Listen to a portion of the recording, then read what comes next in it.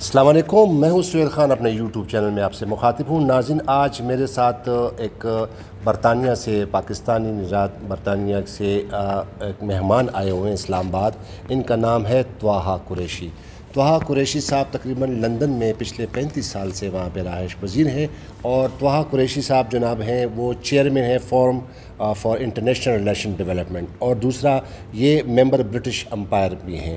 تو آج ہم ان سے مختلف موضوعات پر بات کریں گے، خصوصی طور پر کہ پاکستان جو اوورسیز پاکستانی ہیں یورپ میں اور بالخصوص لندن میں برطانیہ میں، وہ کس طرح ان حالات کو دیکھتے ہیں۔ پاکستان میں جو رونما جو حالات واقعات ہو رہے ہیں وہ کیسے دیکھتے ہیں، وہاں پہ اوورسیز پاکستانی جو کہ لندن میں رہتے ہیں ان کو کیا کیا مشکلات ہیں، اور دوسرا جو کہ ایک اور جو اہم موضوع ہے وہ اسلاموفوبیا ہے۔ اسلاموفوبیا آپ کو پتہ ہے کہ یورپ میں بالخصوص آج کل یہ بہت زیادہ بڑھ رہا ہے، وہاں پر جو مسلمانوں پر جو حملے ہو رہے ہیں، تو اس حوالے سے بھی طٰہٰ قریشی صاحب سے بات کریں گے۔ تو آئیے ان سے بات کرتے ہیں۔ طٰہٰ قریشی صاحب، پہلے تو پاکستان خوش آمدید اور میرے پروگرام ایس کے نیوز میں۔ طٰہٰ صاحب، آپ یہ بتائیے گا کہ آپ چیئرمین ہیں forum for international relation development, اور ساتھ ممبر برٹش امپائر بھی ہیں، اور تقریباً 35 سال سے برطانیہ میں رہائش پذیر ہیں۔ تو پہلے میرا سوال آپ سے یہ ہوگا کہ یہ جو ابھی جو موجودہ حکومت یعنی پاکستان تحریک انصاف کی حکومت نے جو اعلان کیا اور جو ارادہ رکھتی ہے کہ جو 2023 کا جو الیکشن ہوگا اس میں اوورسیز پاکستانیوں کا حق دیں گے، حق رائے دہی کا یعنی ووٹ ڈالنے کا، تو اس پر آپ کیسے دیکھتے ہیں بحیثیت ایک برطانوی شہری بھی اور پاکستانی بھی، کہ وہاں پہ جو لوگ ہیں پاکستانی وہ کیسے اس کو دیکھتے ہیں اس بیان کو؟ جی تھینک یو ویری مچ جی۔ یہ سہیل صاحب بہت ہی ایک اہم سوال ہے۔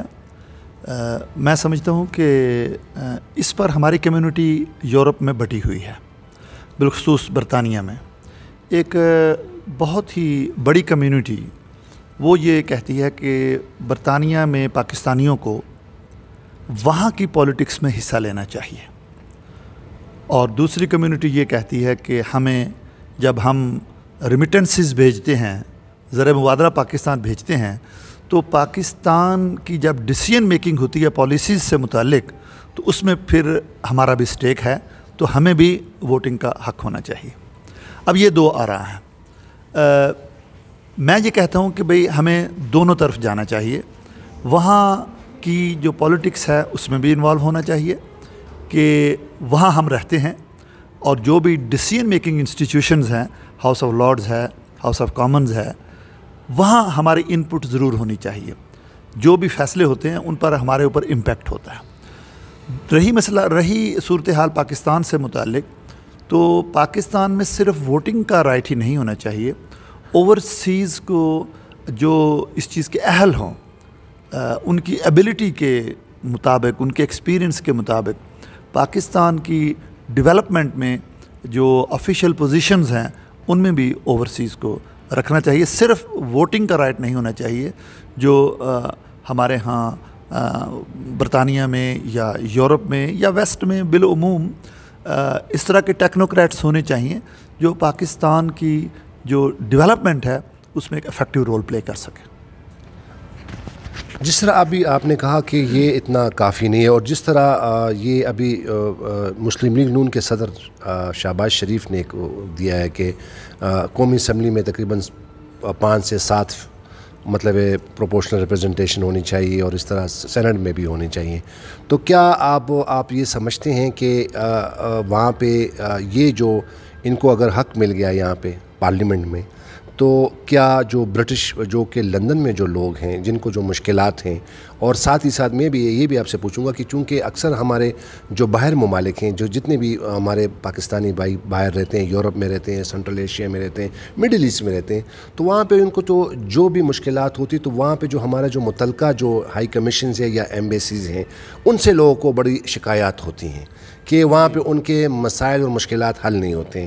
تو آپ برطانیہ کی شہری ہیں اور آپ برٹش امپائر کے ممبر بھی ہیں، اور آپ کس طرح اس کو دیکھتے ہیں؟ برطانیہ میں اس طرح لوگوں کو کوئی مشکلات ہیں؟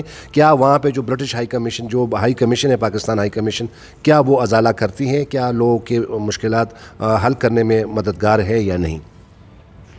جی، اس میں 2 سٹیجز پر اس بات کو لے کر جاؤں گا کہ پاکستانیوں کو وہاں یہ شکایت کم ہے کہ مجھے ویزا نہیں ملتا یا میرے پاسپورٹ میں ڈیلے ہو رہی ہے، کیونکہ اب تو ڈیجیٹلائزڈ کر دیا گیا ہے سسٹم کو. یہ شکایت کم ہے. یہ شکایت زیادہ ہے کہ پاکستان کا دفاع ہمارے سفارت خانے نہیں کرتے ہیں. پاکستان کو فار ایگزامپل برطانوی حکومت نے ریڈ زون میں ڈال دیا کووڈ کے حوالے سے. انڈیا کا ریٹ کہیں ہائی تھا کووڈ کے حوالے سے، لیکن پاکستان کو اور بنگلہ دیش کو ریڈ زون میں ڈال دیا. اس کی کیا وجہ؟ وہ میں یہ سمجھتا ہوں جی، میں نے اس پر پہلے بھی ایک انٹرویو دیا تھا، اس میں یہ ہے کہ آج کل جتنے بھی ڈیسیژن ہوتے ہیں وہ اکنامکلی بیسڈ ہوتے ہیں کہ کس ملک سے کس کو اکنامکلی کتنا فائدہ ہے. آج کل صرف اور صرف فائنانشیل گینز کو دیکھا جاتا ہے، وہاں مورل گراؤنڈز کو ڈراپ کر دیا جاتا ہے. انڈیا نے کشمیر کے متعلق جو صورتحال رکھی ہوئی ہے، آپ پاکستان میں ذرا کر کے دیکھیں کسی کمیونٹی کے ساتھ، تو آپ دیکھیں کہ کس طرح آپ کو FATF والے اور European parliament, British parliament, American جو سینٹ ہے، یہ کس طرح آپ کو بازار میں لے آتے ہیں. انڈیا میں جو مرضی ہو جائے، وہ انڈیا کے خلاف ایک لفظ بھی نہیں بولیں گے پرائم منسٹر. وہاں جا کر انسانی حقوق کی بات تک نہیں کریں گے، جبکہ یہاں آئیں گے تو سب سے پہلے وہ مائنورٹیز کے اور انسانی حقوق کے اور مذہبی حقوق کی آزادی کی بات کریں گے. جس طرح کے احمدیوں سے متعلق جو قادیانی اور لاہوری گروپ ہیں، ان سے متعلق یہاں آ کر بات ہوتی ہے، اور پاکستان کو اننیسیسریلی غیر ضروری طور پر اس میں پریشان کیا جاتا ہے اور کنڈیشنز لگا دی جاتی ہیں کہ سب سے پہلے آپ مائنورٹیز کے بالخصوص احمدیوں کی جو عبادت گاہیں ہیں ان کو مسلمانوں کے برابر، اسی طرح وہ اپنے آپ کو مسلمان کہیں. تو جبکہ حکومت کہتی ہے کہ یہ تو کانسٹیٹیوشنل امینڈمنٹ ہے، اس کے ذریعے ان کو غیر مسلم اقلیت قرار دیا گیا. اور یہ پارلیمنٹ نے یونانیمسلی کیا ہوا ہے، یہ کوئی ایک چھوٹا سا مسئلہ نہیں ہے، لیکن انہوں نے اس کے اوپر پابندی لگوائی ہوئی ہے. پاکستان کو قادیانیوں نے اس کی لابینگ کر کے 167 پیجز کی پارلیمنٹ سے 30 کے قریب پارلیمنٹیرین سے سفوکیشن آف دی فیتھفل کے نام سے ایک رپورٹ بنوائی، اور پاکستان کے متعلق انہوں نے یہ ریکمنڈیشنز دلوا دی کہ پاکستان کے اوپر کنڈیشنز لگا دی جائیں احمدیوں کے حقوق کے حوالے سے. تو پھر فوراً آپ دیکھیے جو کنڈیشنز تھیں، جو ریکمنڈیشنز تھیں، پاکستان کو پھر ہائی رسک کنٹریز میں ڈال دیا. ہائی رسک کنٹریز کون ہیں؟ جہاں پر منی لانڈرنگ ہوتی ہے اور ٹیررزم میں استعمال ہوتی ہے. تو پاکستان نے تو سب سے زیادہ ٹیررزم میں اپنا نقصان کیا ہے. سب سے زیادہ پاکستان کی فوج نے، پاکستانی اداروں نے، پاکستانی عوام، یونیورسٹیاں، اسکول، کالج، ہماری مساجد کو اڑا دیا گیا، ہمارے امام بارگاہوں کو اڑا دیا گیا، ہمارے جو مزارات ہیں، یونیورسٹیاں ہیں، ISI کے ہیڈ کوارٹر کو، آرمی کے GHQ کو، کہاں کہاں حملے نہیں ہوئے پاکستان میں. تو یہ FATF والا بھی جو معاملہ ہے، یہ بھی میں سمجھتا ہوں کہ ہمارے سفارت خانوں نے اس پر کوئی خاص اپنا انپٹ نہیں رکھا، کوئی انفلوئنس نہیں یوز کیا، کوئی لابینگ نہیں کی پاکستان کے حوالے سے. پھر ابھی جو ہمیں ہائی رسک کنٹریز میں ڈالا ہے اس پر بھی ہمیں کوئی لابینگ نظر نہیں آئی، اور ہمارے سفارتکار سوئے رہتے ہیں. پاکستان کی جو فرنٹ جو دفاعی لائن ہے بیرون ممالک، وہ ہمارا سفارت خانہ ہوتا ہے، ہمارا سفیر ہوتا ہے جرنیل وہاں پر. لیکن وہ جرنیل جب بولتا نہیں ہے تو پھر پاکستان کا دفاع کون کرے گا؟ تو میں تو ان سے بالکل غیر مطمئن ہوں. امریکہ میں بھی، برطانیہ میں بھی، اور بالعموم یورپ میں پاکستانی سفارت خانے پاکستان کی دفاعی لائن کا کام بالکل نہیں کر رہے.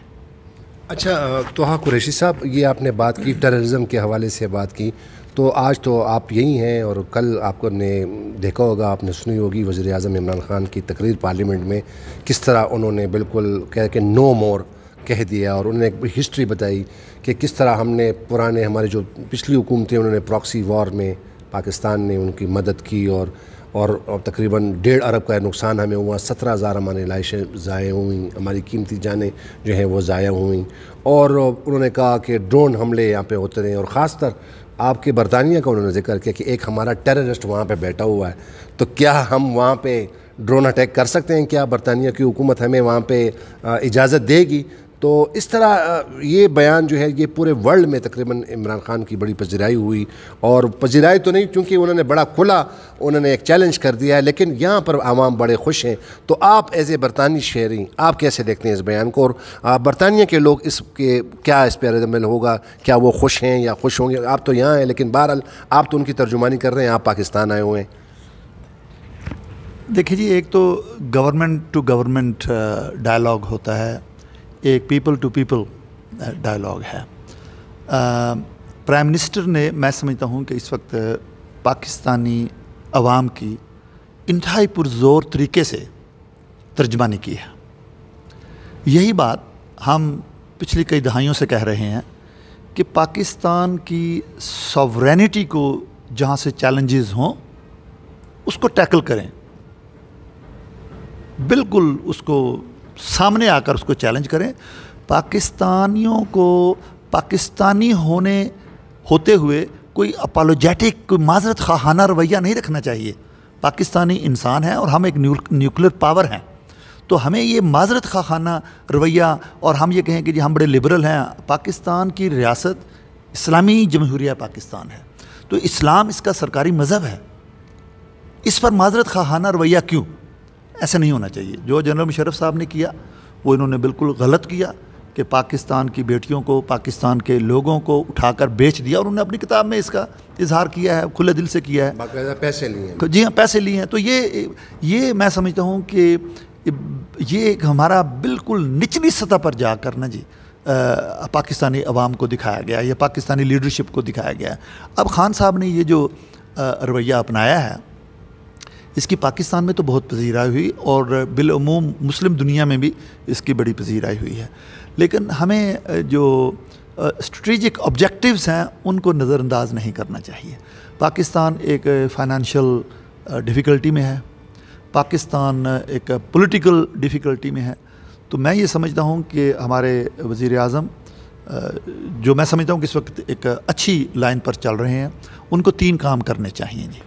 ایک تو یہ ہے کہ جو ان کی اچیومنٹس ہیں ان کا وہ فیکٹس اینڈ فگرز کے ساتھ اپنی ٹیم کو کہیں کہ بات کریں اسٹیج پہ آ کر. یہ پچھلے 2 مہینے سے کہہ رہا ہوں اور اب کچھ بات شروع ہوئی ہے بہرحال, لیکن اس کو انفلوئنشلی فیکٹس اینڈ فگرز سے بات کرنی چاہیے. دوسرا یہ ہے کہ جی میں نہیں چھوڑوں گا, میں NRO نہیں دوں گا, that is not his job. یہ انسٹیٹیوشنز کا جاب ہے. انسٹیٹیوشنز جیسے نیب ہے ان کو انڈیپینڈنٹ بنائیں, پولیس کو انڈیپینڈنٹ بنائیں, ان کو اتھارٹی دیں اور ان کو سپورٹ کریں. پرائم منسٹر وہ پورے قوم کا ہوتا ہے, پورے ملک کا ہوتا ہے. پرائم منسٹر کا کام احتساب کرنا نہیں ہے. پرائم منسٹر کا کام ہے ڈائریکشن دینا اور انسٹیٹیوشنز کا کام ہے ڈائریکشنز پر عمل کرنا. میری ایک میٹنگ تھی جنرل ڈیوڈ رچرڈز جو چیف آف ڈیفنس اسٹاف تھے UK کے, تو مجھے انہوں نے ایک دفعہ کہا کہ افغانستان میں جنگ جیتنا بہت مشکل ہے, لیکن we will do whatever political masters tell us to do. ہمارے جو پولیٹیکل ماسٹرز ہمیں جو کہیں گے ہم وہ کریں گے. تو اداروں کو اتنا مضبوط ہونا چاہیے کہ وہ خود بخود جو ڈائریکشنز آ رہی ہیں گورنمنٹ کی طرف سے ان پر وہ ایکشن لے سکیں. اور اداروں کو بھی پھر چاہیے کہ ان کی جو باؤنڈریز ہیں وہ ان کے اندر رہ کر کام کریں. پھر پاکستان کی جو پولیٹیکل اسٹیبلشمنٹ ہے, جو اسٹیبلشمنٹ سے مراد جو ان کا قیام ہے جو پولیٹیکل انسٹیٹیوشنز کا, وہ اور ہمارے جتنے بھی پھر عدلیہ ہے یا ہماری مقننہ ہے, ان تمام کا پھر ایک کانفیڈنس بلڈ ہوگا. تو خان صاحب سے ہمیں بڑی امیدیں ہیں اس وقت. میں یہ سمجھتا ہوں کہ خان صاحب نے اچھا سٹیپ لیا ہے, لیکن شاید یہ اس وقت انٹرنیشنل کمیونٹی کو چیلنج کرنا شاید ہم اتنے اسٹرانگ ابھی نہیں ہیں کہ ہم انٹرنیشنل کمیونٹی کو چیلنج کر سکیں. ہمیں اپنے آپ کو فائنانشلی اور پولیٹیکلی اسٹیبلش کرنا ہوگا پہلے, پھر اس کے بعد ہم بین الاقوامی مسائل کی طرف ہمیں توجہ دینے چاہیے. یہ جو انہوں نے سٹیپ لیا ہے اس میں سمجھتا ہوں کہ یہ پاکستان کی اکنامک ڈیولپمنٹ کے لیے بھی ضروری ہے کہ اپنی ایک جو خود مختاری ہے ہم اس پر کوئی کمپرومائز نہیں کریں گے. تو لوگ پھر آپ کی طرف آئیں گے, مثلا چائنا آئے گا آپ کی طرف, کئی اور ممالک بھی آئیں گے کہ جی یہ پاکستان کے خود مختاری کا جو معاملہ ہے اس کو یہ کبھی بھی کمپرومائز نہیں ہونے دیں گے عمران خان صاحب. تو لوگوں کا کانفیڈنس بلڈ ہوگا, یہاں کی عوام بھی ان کے ساتھ جائے گی. اس میں ایک اور میسیج بھی دینا چاہوں گا کہ اپوزیشن کو بھی چاہیے کہ وہ خان صاحب کا اس وقت بڑھ چڑھ کر ساتھ دیں اور قومی یکجہتی کا جو تصور ہے اس کو سامنے لائیں تاکہ بین الاقوامی پلیٹ فارم پر ہماری عزت بڑھے. یہ بہت ضروری ہے. بہت شکریہ طه قریشی صاحب.